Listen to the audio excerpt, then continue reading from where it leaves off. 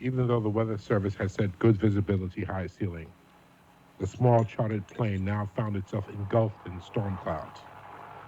The pilot shifted nervously in his seat, trying to get a fix on a landmark below him. But the passengers didn't really notice the threatening clouds. They were too busy enjoying this, the first leg of their college homecoming celebration. They were the newlyweds, Barney and Dorothy Lindstrom, class of 75, who were going back to revisit the site of their engagement. There was E.G. Randolph, class of 38, recently rehired as a teacher by his alma mater. Jean McManus was handing a flask of martinis to her husband, Gordon, and looking forward to her first return to college as a national TV personality. When the engine first sputtered, the altimeter read 5,000 feet. The plane started dropping fast, but the revelers were so busy they didn't notice their descent. Not until the aircraft broke through the clouds and began plummeting toward the earth at a tremendous speed. There were no screams, no shouts. The engines were mute. An eerie, dreamlike silence filled the cabin. The pilot rattled the controls, but the ground rose up, and suddenly the air was filled with a single scream.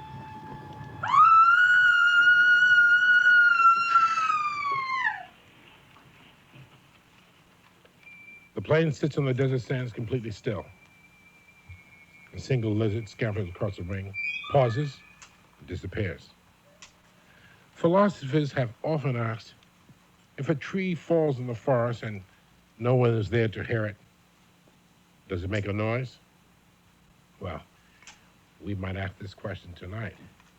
If a plane crashes in the desert and there's no one there to see it, did the crash really happen?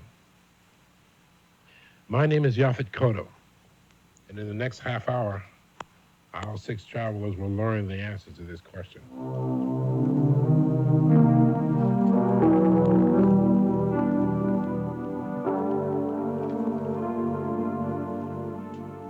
Tonight, live from the Magic Castle in Hollywood, a Halloween story. Starring John Carradine, John Clark, John Houseman, Casey Kasem, Gene Kasem, June Lockhart, Gary Owens, Lynn Redgrave, and our host, Yaphet Kotto.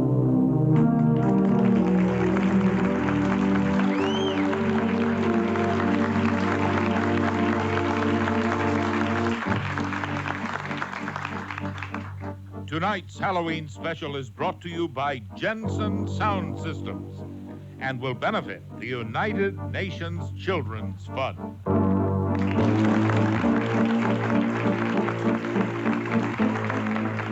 Good evening. This is Marvin Miller.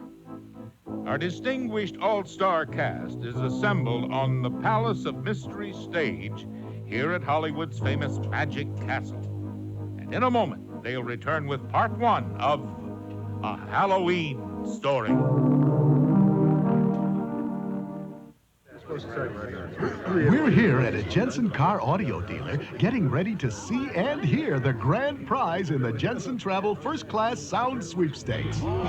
There it is, an incomparable Porsche 928 equipped with Jensen sound. Well, sir, Yeah? how do you like it? Beautiful. Sounds just beautiful. But the Porsche. Young man, Yeah? how would you like to win a Porsche? Gee, it sure sounds like a Jensen. It's a Porsche. We're talking about a $38,000 machine here. For sound like that, it doesn't surprise me. Yes, and you could win one of over 1,000 other great prizes, including Jensen home speakers, car audio systems, disc washer record care systems, and more. Complete details are at your participating Jensen dealer. No purchase is necessary. The Jensen Travel First Class Sound Sweepstakes is limited to licensed drivers 18 and older and is void where prohibited.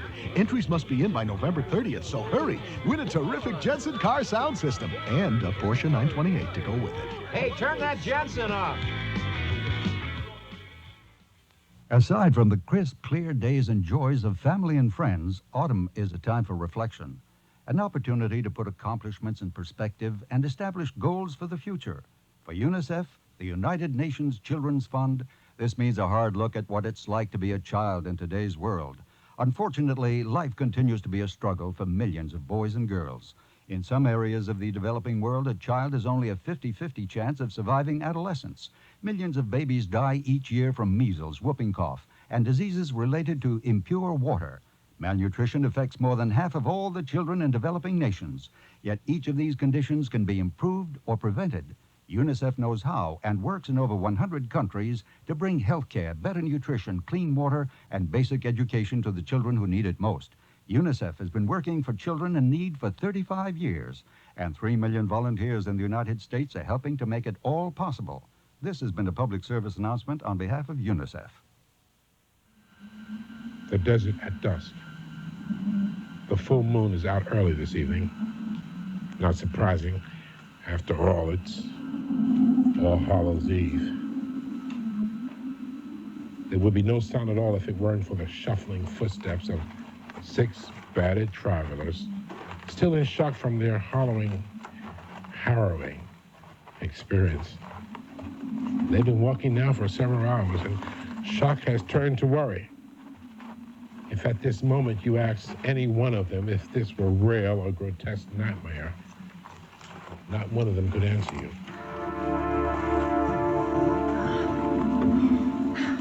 Next time I'm in a plane crash, remind me not to wear spiked heels. Next time we go to your reunion, my darling wife, remind me not to fly. Oh, How will we get there? Well, I'll walk. Mr. Randolph, after this hike, we'll all be in shape. how much longer are we going to walk anyway? I guess you hotshot TV stars do a lot of sitting. Not any more than you hotshot pilots do, but maybe that's your problem. How long have you been flying? Look, if you want to stop, stop. Will the rest of you stop with me? They're crazy, they will. I'm not gonna freeze to death because some TV prima donna gets sore feet. Now, listen, my wife wouldn't have sore feet if you could fly that plane. Hey, come on, you guys. Look on the bright side of things. The bright side, Mrs. Lindstrom? What bright side is that? Well, my wife has a point, Mr. Randolph. We all lived through the crash, you know. I mean, isn't that right, sweetheart? That's right, hon. But And I don't maybe know how we somebody did, will though. rescue us. The sun went down, if everybody noticed, 5 minutes ago. Well, that means it's going to get real cold real fast, which is why we have to keep moving to stay warm. What do you say, Mrs. McManus? All right. But if I ever get out of this desert alive, I'm going to sue everybody involved in this fiasco. Wait a minute. Am I going crazy or What is it, Barney?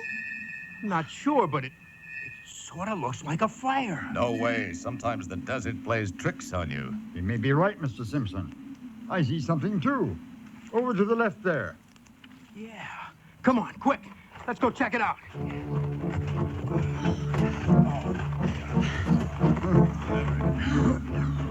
Oh, my God, there is a fire. And a person. No, 2 people. That's impossible. We're in the middle of nowhere. Over here. Come over. Warm yourself. Well, let me shake your hand, mister. It's the only part of me that's not numb. You'll never know what a godsend you are to us. My name is Jean McManus. I'm Bartholomew Kingsley, and this is my wife, Sibylla. Oh, thank you. Everybody here, come on now, huddle around our fire. We've some coffee. Wonderful. I'd love a cup. I'm freezing. Now, what in the world are you all doing out here? I guess we could ask the same question of you. Certainly. Sibylla and I are from the University of New Mexico. We are naturalists. This is one of the 2 places on Earth to observe a certain species of desert wildlife. It's known as Please don't bore them, dear. The fact is, we'll be out here for a while yet.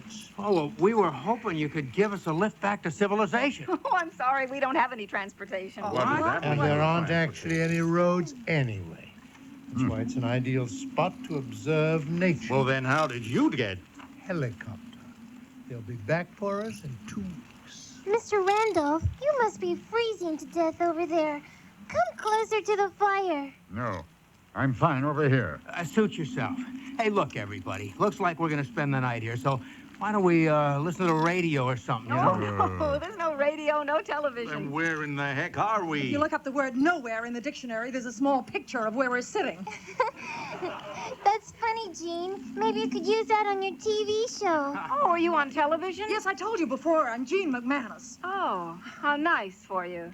She's on that show Wake Up America. Oh, yes, of course. Interviewing diet doctors and other marginal celebrities. It happens to be the #2 rated show in its time slot. Look, forget it. If we can't watch television, let's do something else. You know, like we could... I know what. Let's sing our college fight song. Oh, please, spare us all. Hey, wait a minute. We could play a game. How about charades, huh? Oh, no. Mr. Lindstrom, your imagination astounds me. Well, maybe you could come up with a better suggestion? Okay, how about get me out of here? Yes, I second that motion. Hey, wait a minute. If we had made it to our college homecoming, what would we be doing right now, huh? Drinking. Dancing. And listen to this. Since it's always on Halloween weekend, we'd be listening to scary stories at midnight. That's right. It is Halloween. I forgot. Well, look, why don't we do just that? How about if everybody has to tell a scary story or something, huh? That's a splendid idea. Oh, anything to pass the time. How about this? Just to make it even more interesting, I suggest we specify that all the stories must be absolutely true. Ooh, great. True stories are always the scariest. Okay, Barney, then why don't you go first? I gotta think of one. Why don't you go first, Gordon? Tell us a true horror story. Wouldn't your marriage qualify? Well, that's nothing compared to flying with you. Yes, I agree. I wonder if this qualifies. Now, this didn't actually happen to me, but many years ago when I was teaching, a close friend of mine lived through something that was quite fascinating. Hey, yeah, sure, that's okay, Mr. Randolph. Let's hear it. Yes, by all means. All right. Let's see if I remember correctly. Ah, yes. He told me it all began one night when his wife shouted at him from another room. She'd been ill for some time, you see, and he... Edgar! Edgar! Edgar! Edgar! Edgar! Oh, no, I mean right now. It's time to take my medicine, and Roger needs her dinner. Yes, dear. Oh, don't patronize me. I can't go to sleep without my medicine. I certainly can't go to sleep with that incessant hammering going on down there.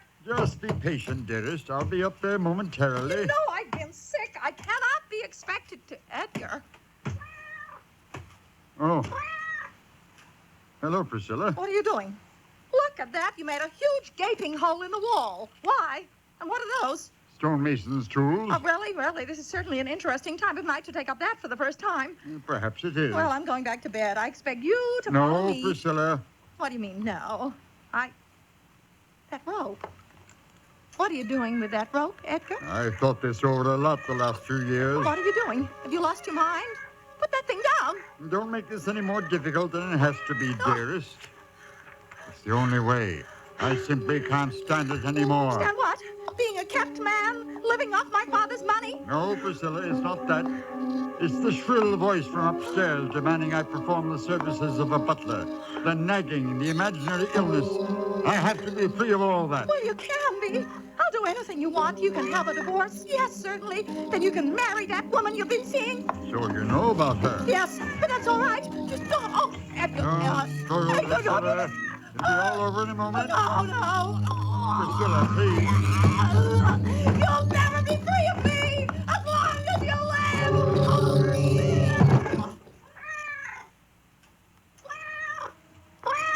Roger the cat saw everything with her yellow eyes.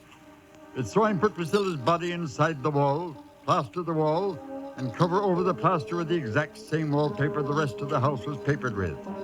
Now, all my friend had to do was report to the police that Priscilla was missing.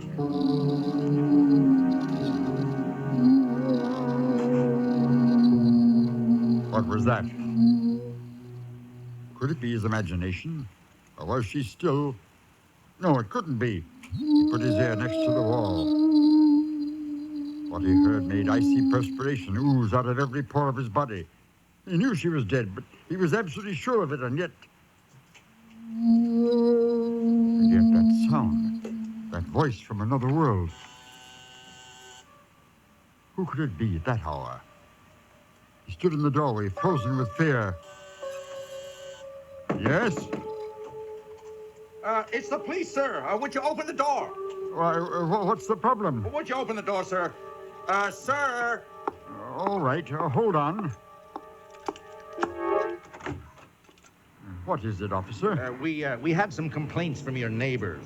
Oh, I was shouting for my wife. She seems to have disappeared from the house. What?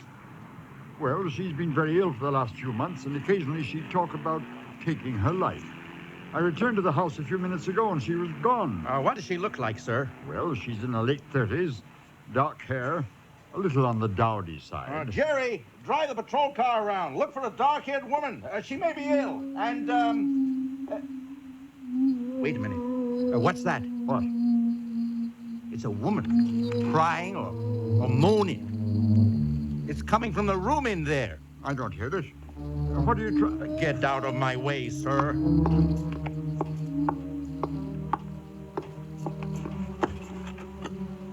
Well, I'll be darned. Would you look at that? Oh, my God. The cat is going berserk, scratching at the wall. Stop it, Roger. Stop it. It's all right, officer. I'm afraid she misses my wife. She's very fond of her. I'll walk around the neighborhood, sir. And in the meantime, if she shows up, you call us. Thank you, officer. Thank you. Was she alive inside that wall? She couldn't be. And yet that constant crying. He sat up in the rocking chair listening to it. All the long night till daybreak. And then it stopped. Silence. It was wonderful. What? Where am I? Oh, I'll be there in a second.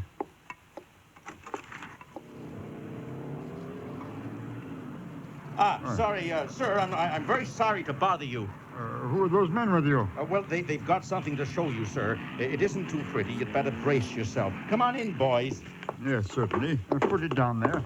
What is it? A woman we fished out of the river not more than 24 hours ago. My wife? It's hard to tell, sir. You see, the body got caught in the propeller of the boat. We need someone who knew the deceased.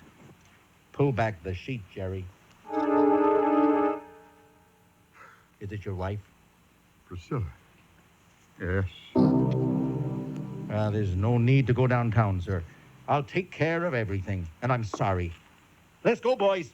Good night.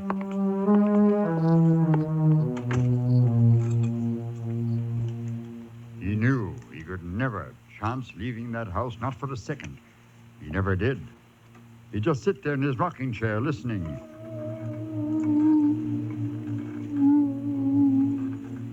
The only way he could be safe was to stay there in the house, and stay he did. The weeks turned to months, the months to years. Trapped, imprisoned, he who risked everything for freedom.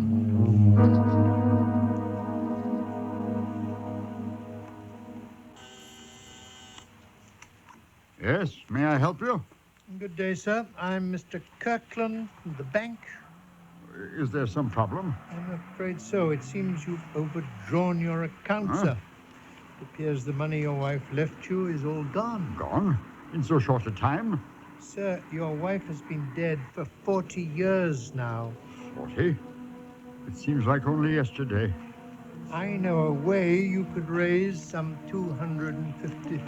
$250,000? How? By selling this house. What? The lot has become very valuable, you know. One of our clients wants to build a high-rise here. No, that's impossible. Be reasonable, sir. Get out. Leave me alone. Get out. I'm not starving. I don't need it. Very well. Good day.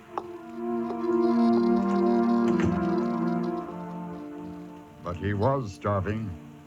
He hadn't eaten in 4 days. That night, when the wailing returned again, he made a decision. He would open up the wall and confront whatever it was that was making that sound.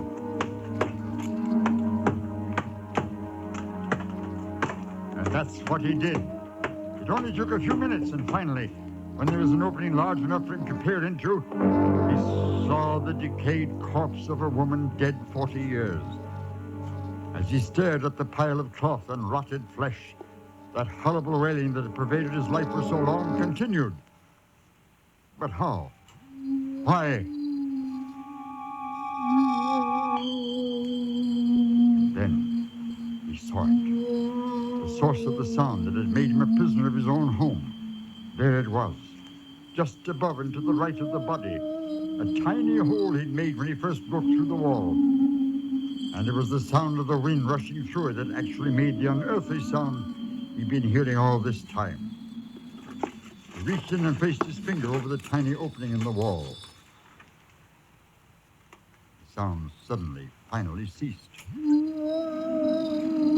Only to begin again when he removed his finger.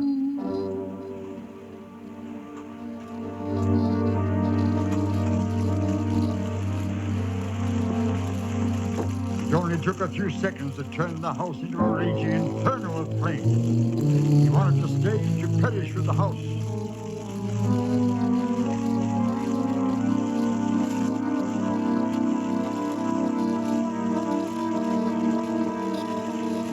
But even that freedom was denied him. They rescued him, brought him to a hospital, and later when he awoke and asked the question, No, sir. Nothing was found among the ashes. Everything was burned to a fine powder. if only he'd set the fire 40 years before. But no matter. What's done is done. And the fact that he wasted all those years is just something with which he must live.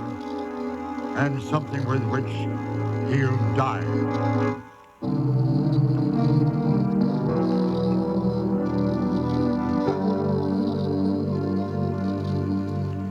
It was shortly before midnight when Edgar Randolph uttered the last words of his story, within inches of a now flickering lamp fire, desperately drawing on its waning warmth. They were silent. What is real this night? The wrecked airplane? The desert? The strange story they had just heard? But they couldn't see it, nor could they see that the storyteller still sat apart from them, away from the fire.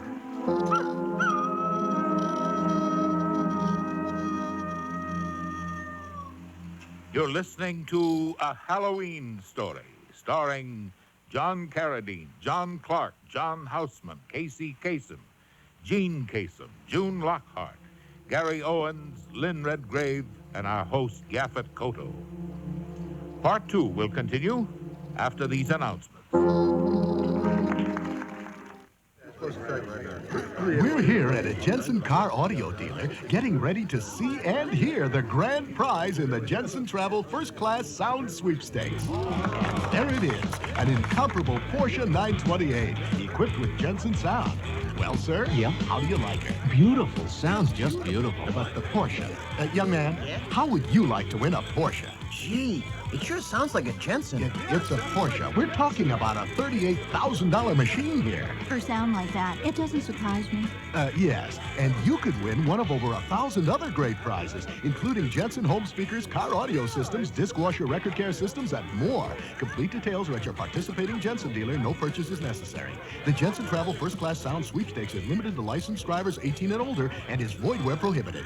Entries must be in by November 30th, so hurry. Win a terrific Jensen car sound system and a Porsche 928 to go with it. Hey, turn that Jensen off.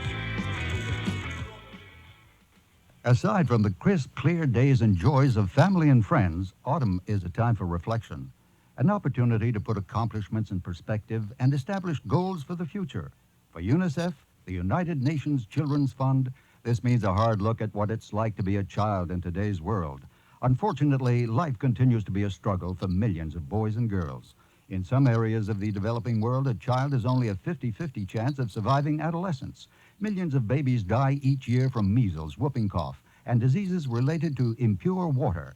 Malnutrition affects more than half of all the children in developing nations. Yet each of these conditions can be improved or prevented.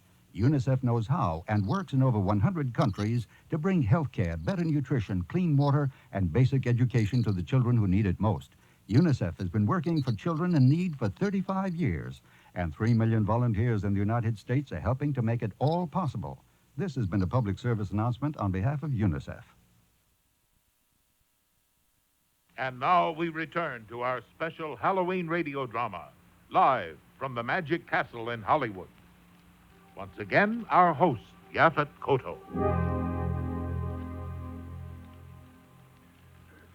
When the evening began, the campfire was roaring, blazing, and gave comfort and warmth against the cold night air.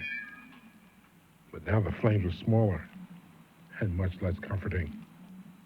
Somewhere not here, a clock was striking the midnight hour on this All Hallows Eve.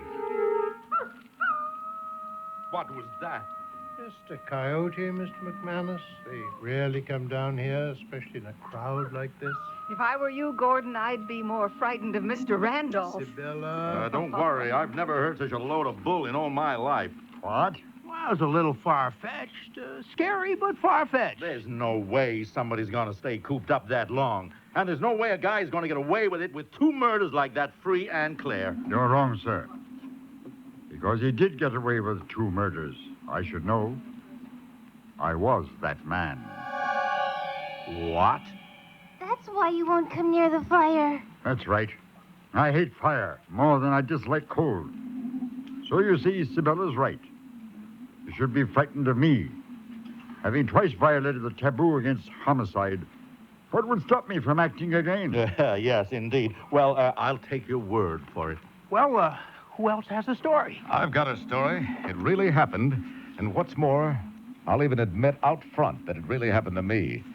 You see, I had this problem in the service during the war. I kept talking back to officers and people like that. And eventually, I got thrown in the brig. And then one day, I found myself talking to another officer. Simpson? Yes, sir. I've got some good news for you. You've done so well here, cleaning the latrines and peeling potatoes, that we're giving you a little vacation. You're not letting me go, are you? Well, much better than freedom. We're sending you to an island paradise, a little place called San Ramon. Not that lighthouse. Well, they closed that down years ago. Well, we're reopening it. And you and Mallory and Cooper will be our first guests. You'll have 2 months to work on your inability to be civil to your superiors. But, sir, You're always complaining about the noise around here.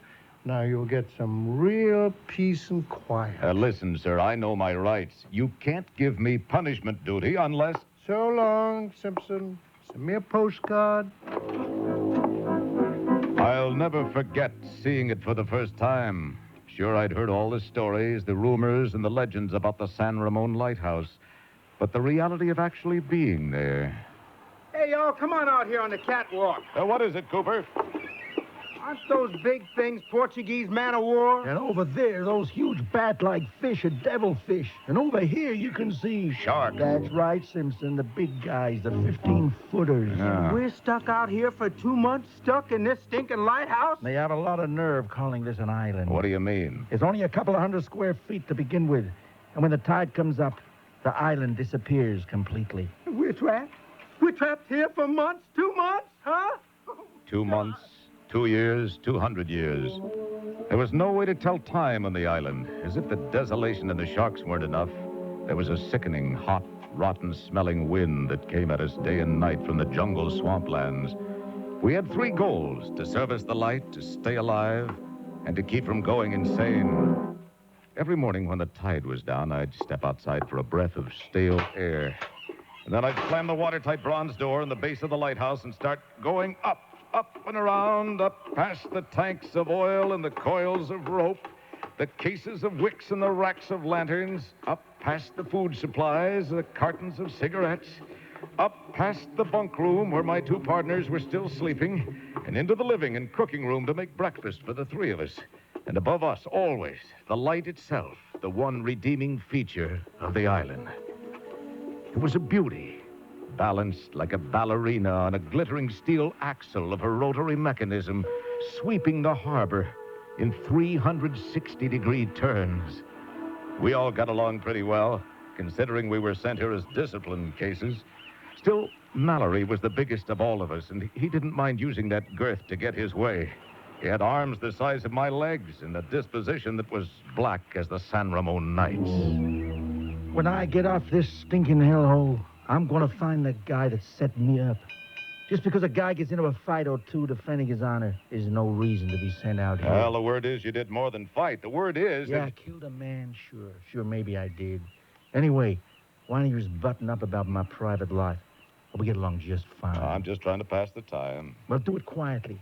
We've already got one chatterbox on the island, and that is enough. Mallory was a nasty, egocentric bully, but he was dead right about our other mate, Skip Cooper. He was wound as tight as a $2 pocket watch. In fact, the reason he was here was his tendency to snap in critical combat situations. Of course, they had to put me out here. They knew that I had a sordid operation. And they had sordid operations that was even worse. That's right. In fact, every time I've been disciplined, it's been because of pure, unadulterated envy. Envy? What are they envious of that you've ever done? I have plans, Simpson. Plans for reorganizing the entire hierarchy. Oh, come on now. Do you ever present this to anybody? Just to an officer one time. He had me locked up. But next time, I'm going to the president himself. Here's what I'm going to tell him. Mr. President... His plan was a ridiculous paranoid fantasy aimed at wiping out enemy naval strength using automated submarines. After a while, I learned to walk away, but he just kept talking anyway. Those were the two men I was stuck with, stuck for 2 solid months. And somehow I managed to get through the first 7 weeks, but the first day of the 8th, I spotted something peculiar. At first, it was just a tiny speck of white on the horizon. I stared through the telescope, waiting for it to come closer. Mallory! Cooper, come up here. Yeah, what is it? What? Take a look through this telescope. Where? Right over here. Well, I'll be damned. What is it? It's an old 3-masted sailing vessel, like they used in the 1800s. Well, no wonder I couldn't recognize it. It's probably somebody's yacht, don't you suppose? Well, whoever it is, he's the worst sailor I've ever seen. Look at that. He's coming right toward the reef. How far away is it? Oh, it's about a half-mile off. I can't believe he doesn't see the lighthouse. Look, he's turning around. Let me see the telescope. Now, wait a minute. Something's wrong out there. That boat is freely coming about, but there's nobody at the rudder. There's nobody on the ship. You mean it's derelict? That's exactly what I mean. But that's $500,000 worth of boat. Why would they abandon something like that? Give me that telescope again. None of us could figure it out. Now, wait a minute. Hold on. All that night, we stayed up and watched the 3-masted craft being tossed about on the waves, not moving closer, not moving farther out, just endlessly turning under the sweep of the uncaring, one-eyed god above us. It wasn't until dawn that the ship started toward the rocks again. Cooper, put out the light. Now the sun is up, and maybe we can see if anyone's on board. Oh my God. What's the matter? What is it? Here, look for yourself. I put my eye to the glass. My breath froze in my throat. The deck of the ship was moving. There was a thick brown carpet undulating up and down like a hyperactive fungus. Only it wasn't a fungus. I turned the scope on the masts, the bow, the life preservers. No matter where I looked, there were hundreds, thousands, millions. Who knows how many rats. Rats! Now we know why she's a derelict. Nothing on board but rats. They swim, they eat anything. I've seen them as big as jackrabbits. No, turn back. Go on back. Please, go back. Such luck, my talkative friend. The ship is coming right toward us. Right for that boulder. Turn! Turn! She's cracked up. She's cracked up, and that's not all. The rats, they're swimming to shore. Oh, the door down below is open. Well, get it quick. Come on, Here we go. Here we are.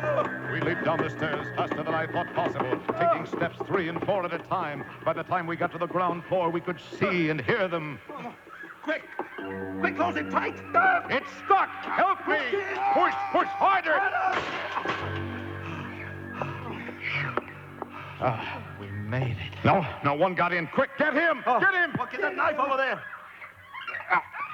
Mallory was right. If anything, he'd underestimated the size of the rats. This one was as big as a tomcat. It had jagged yellow teeth and wild red eyes. It was out of its mind with hunger. It leaped up at Mallory, who hit it with a mop handle and stunned it. I moved in for the kill. Well, we got it. Now, quick, let's get upstairs. Let's check the windows. Maybe they can climb. We clambered up the stairs, and with each flight, that sickening feeling in the pit of my stomach got deeper and deeper and deeper. For at every single window, there was a thick curtain of brown fur. Look! They were so tightly bunched, they blocked the light out. We got back up to the tower. And yes, the entire 360-degree panorama was now completely covered by rats. No, make them go away. Make them go away. Get up, chicken. This This ain't no time for whimpering. Leave him be. There's nothing we can do now. The air was thick, fetid with the smell of them. The only light we were getting was a dark brown haze. The light of the sun filtered through their thousands of bodies which clung to the glass like hideous brown barnacles on a ship's bottom. They're noisy little fellas, aren't they? Yeah, they were noisy. They screamed and howled and threw themselves against the glass. We sat there in a stupor of despair, waiting for who knows what. Cooper was getting very near his breaking point. Go away. Go away. They won't go away. Why not? Not until they've been fed. Oh, no. Oh, no. And so we waited, contemplating the horror hour after hour. And something funny happened. I guess you can only take so much because pretty soon we got used to it. It became fascinating to watch the rats. Hey, they can't understand the glass, you know? No matter how hard they try, they just can't figure out why they can't get through this invisible shield and get to us. Tide's coming up. No big deal. It is to those rats down there. There must be 10,000 of them on the rock. And every one of them can swim for hours. No, you can't drown a ship's rat. Never. We lay there numb, bathed in a soft filtered red light. Sunset through the rats. Let's go below, Cooper. Simpson, you take first watch. Why should I go below? There's nothing there. There's no way out. It's all part of a plan. They sent that ship to make it look like an accident. I'll never go. Okay, help me with his feet, would you? I'll see you in 8 hours. It was dark now, so I started the light. It drove the rats crazy. They'd hiss and whine and twitch when it swept by. It blinded them, and their eyes flamed red as it passed over their huddled bodies. That was scary, but not as scary as what I saw on the dark side of the lighthouse. Eyes. Thousands of points of blank red eyes staring in at me, twinkling like the stars of hell. I didn't want to turn my back on them, any of them, but you can't help it when you're stationed in a round glass room. The next morning, Cooper must have thought that Mallory and I had lost our minds. We were playing with the rats. That's right, playing with them. What are you doing? We would get as close as we could to the glass and make faces at the rats, stick our tongues out at them, and they'd scratch and claw to get at us. It would drive them crazy. Now, don't do that. Don't do that. Then Mallory took our little game a step farther. Hey, watch this. Look, I'll just take this piece of bread and I'll put it on the glass, right? All right. Now, there we go. Look at them. They're bunching up. Okay, yeah. Hey, have some more. Give them a whole slice. Yeah, have a whole slice. They formed a huge knot of rats, and when the knot got big enough, it would fall off the window 110 feet into the sea below us. Look at that, those sharks. Now they're getting them. I never thought I'd say this, but the sharks are helping us up here. We both turned around to see what Cooper was doing. He was standing against the window, spread-eagling his body against the glass. Cooper! Suddenly, he leaped back. Look! The rats had bunched up to get at him, forming a grotesque silhouette. Ladies and gentlemen, my portrait in rats! Rats! Rats! This kind of thing went on all day long, until finally I just couldn't take it anymore. I was half dead with the mental exhaustion of trying to stay alive. I dragged myself down to my bunk, about to drop off, when I heard a new noise. I went downstairs, and I saw it. One of the window panes was sagging in. Oh, my God! The rats must have eaten through the wood on the outside of the glass! Mallory! Cooper! What is it? What's wrong? Look at the window! They'll be in here any second! Quick! Stop the trap door shut! Here we are! Okay, I've got it! We have one more problem here, and it's the trapdoor! It's wood, too! They're noise. Hey, you can already hear them working on it. It wasn't. Mallory, Simpson, they're pushing up on the door with their weight. Now then, all of us, come on, stand on the thing. Stand on the trap. Weigh it down. Push it down. But it wasn't enough. Push it. The rats slowly lifted the trapdoor in our bodies just far enough for two of them to leap into the supply room. Push it down. Get the catch. Get the boat. Shoot it. I grabbed a marlin spike and nailed one in midair. But Mallory wasn't so lucky. The one remaining rat took a gigantic chunk out of Mallory's arm. Blood was pouring out everywhere. I speared the rat with the marlin spike, too, just in time to hear the sound of the storeroom window also give way. We're all out of time. We're gonna have to make a run for it. Oh, my arm. Get going! We raced on, shoved the next trapdoor, also made of wood. We could hear the rats below. They'd already defeated the last trapdoor, and we knew they'd be through this one in no time. I gotta lay down. No time for that. Come on with me. Here we go. Up! In my arm! The blood! We could see the rats coming through the second trapdoor even as we threw the third one, the one to the tower. This one made of steel. Oh, safe. Safe to die. Mallory plopped himself down against the wall and stared at his ravaged arm. Cooper? Well, he was huddled over in another part of the room, talking softly to himself.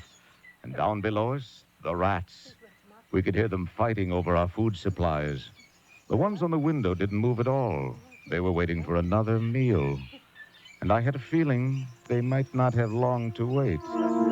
Mallory was unconscious. Now it was just me and Cooper. I rolled over and fought to clear my head when I saw Cooper standing near the window. What was he doing? He had a wrench in his hand, and he was tapping at the glass. Not quite hard enough to break it, but almost. Would you like to come in, huh? No, Cooper! There's no point in us going on. Maybe we better just let him in or something. Oh! He was out for good this time, and I was all alone now. It was just me and the rats. That night, I tended the light as always, but the flame was consuming what was left of our oxygen. At midnight, the light went out for good. There was nothing to do now.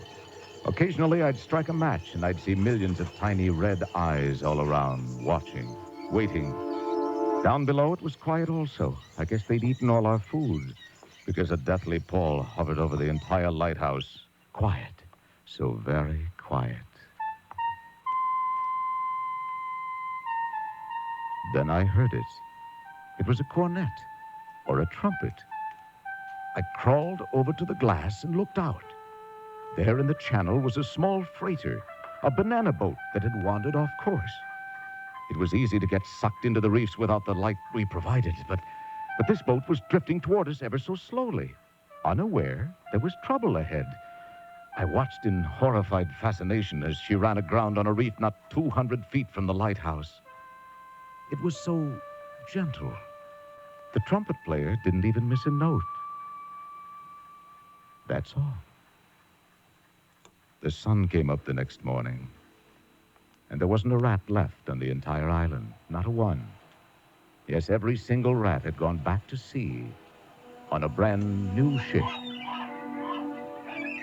The only contact today with the water that I have is an occasional Sunday afternoon sail in a small boat. And often I'll see a small freighter go by, and even now I'll get a chill up my spine, because I know that somewhere out there is a ship with no crew. At least, no human crew.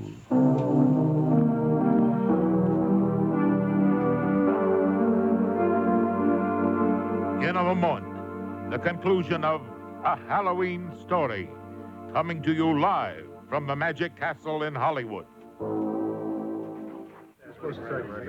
We're here at a Jensen car audio dealer getting ready to see and hear the grand prize in the Jensen Travel First Class Sound Sweepstakes. There it is, an incomparable Porsche 928 equipped with Jensen sound. Well, sir, yeah? How do you like her? Beautiful. Sounds just beautiful. But the Porsche. Young man, how would you like to win a Porsche? Gee, it sure sounds like a Jensen. It's a Porsche. We're talking about a $38,000 machine here. For sound like that, it doesn't surprise me. Yes, and you could win one of over 1,000 other great prizes, including Jensen home speakers, car audio systems, disc washer record care systems, and more. Complete details are at your participating Jensen dealer. No purchase is necessary. The Jensen Travel First Class Sound Sweepstakes is limited to licensed drivers 18 and older and is void where prohibited. Entries must be in by November 30th, so hurry. Win a terrific Jensen car sound system and a Porsche 928 to go with it. Hey, turn that Jensen off. Aside from the crisp, clear days and joys of family and friends, autumn is a time for reflection. an opportunity to put accomplishments in perspective and establish goals for the future. For UNICEF, the United Nations Children's Fund, this means a hard look at what it's like to be a child in today's world. Unfortunately, life continues to be a struggle for millions of boys and girls. In some areas of the developing world, a child has only a 50-50 chance of surviving adolescence. Millions of babies die each year from measles, whooping cough, and diseases related to impure water. Malnutrition affects more than half of all the children in developing nations. Yet each of these conditions can be improved or prevented. UNICEF knows how and works in over 100 countries to bring health care, better nutrition, clean water, and basic education to the children who need it most. UNICEF has been working for children in need for 35 years, and 3 million volunteers in the United States are helping to make it all possible. This has been a public service announcement on behalf of UNICEF. And now, the conclusion of the Halloween story.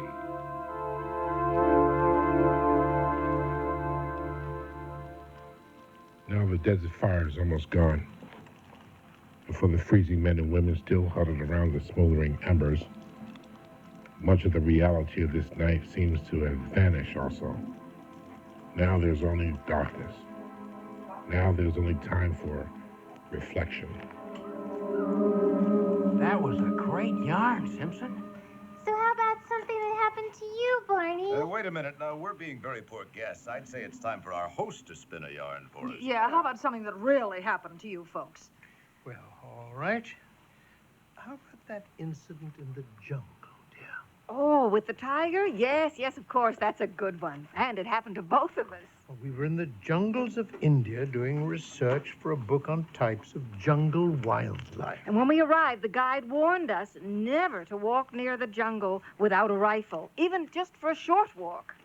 We observed that rule faithfully, except for that fateful morning we found ourselves being followed by a full-sized, man-eating Bengal tiger. Holy cow, did you start running or what?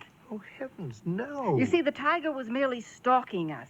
If we had started to run, so would he, hastening our certain demise. So there we were, walking as fast as we could, with the tiger walking just a little bit faster. Then I saw this small stone cave to our immediate left. We knew by entering it that we were cutting off our escape route, but maybe the cave had someplace to hide out. Right, darling? Yes, or perhaps it came out on the other side of the hill. So you're in the cave. What does the tiger do? He followed right along, still gaining on us slightly. The cave is very dark and very musty. And there was no daylight at the other end. We were trapped completely and without a doubt. Before we knew it, the cave had narrowed down so low that we had to get on all fours, crawling as fast as we could. And by this time, we could actually smell the tiger behind us. Oh, it was a fearsome smell. I almost fainted. We crawled on our hands and knees till it narrowed down even more.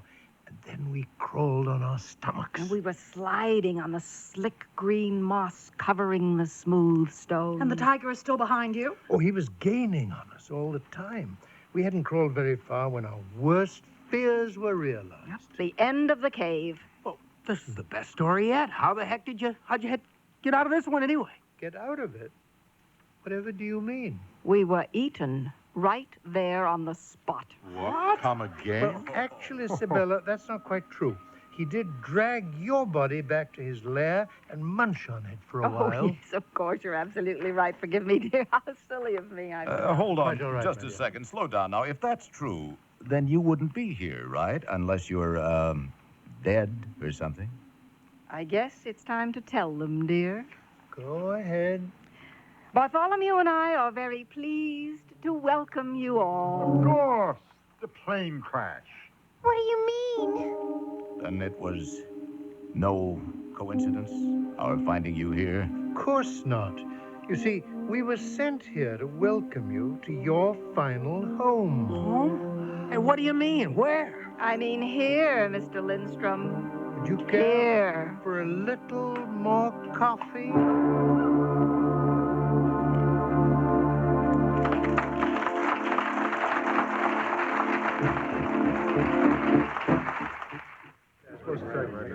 We're here at a Jensen car audio dealer, getting ready to see and hear the grand prize in the Jensen Travel First Class Sound Sweepstakes.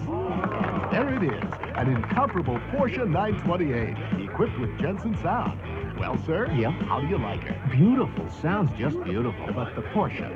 Young man, how would you like to win a Porsche? Gee, it sure sounds like a Jensen. It's a Porsche. We're talking about a $38,000 machine here. For sound like that, it doesn't surprise me.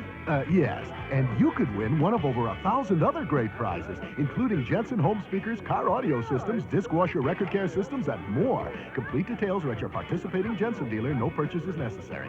The Jensen Travel First Class Sound Sweepstakes is limited to licensed drivers 18 and older and is void where prohibited. Entries must be in by November 30th, so hurry. Win a terrific Jensen car sound system and a Porsche 928 to go with it. Hey, turn that Jensen off.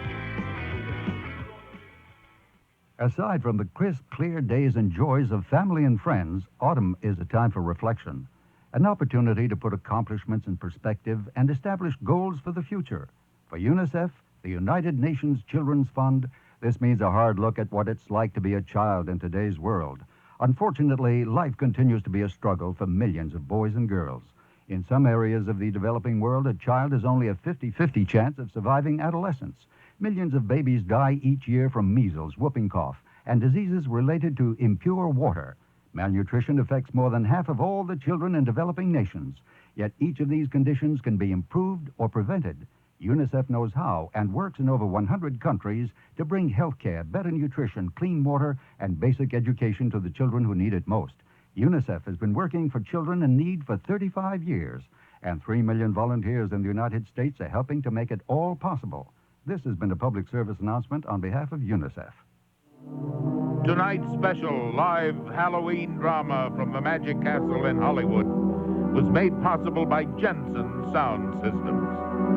The NBC Radio Network is proud to announce that all commercial proceeds from tonight's program, along with the performances of our all-star cast, staff, and production crew, have been provided to benefit the United Nations Children's Fund. A Halloween Story was written by Richard Proctor and starred John Carradine, John Clark, John Houseman, Casey Kasem, Gene Kasem, Marvin Miller, June Lockhart, Gary Owens, Lynn Redgrave, and your host, Yaphet Kotto. Music for this live drama was scored and played by Ray Colcord. Sound effects by Bill Brownell and Bob Mott. Network engineers, Bruce Briggs and Tom Pearson. Technical director, Stuart Sloak. Audio assistants, Andre Groton and Norman T. Balone. The associate director for this drama was Christine Coyle. The associate producer, Gene Frost. And for NBC Radio, Maury Trumbull, director of programs. The entire production was under the direction of Richard Orkin and was produced by Jeffrey Sudikoff for the NBC Radio Network. I'm Rod Roddy, wishing you all a happy Halloween.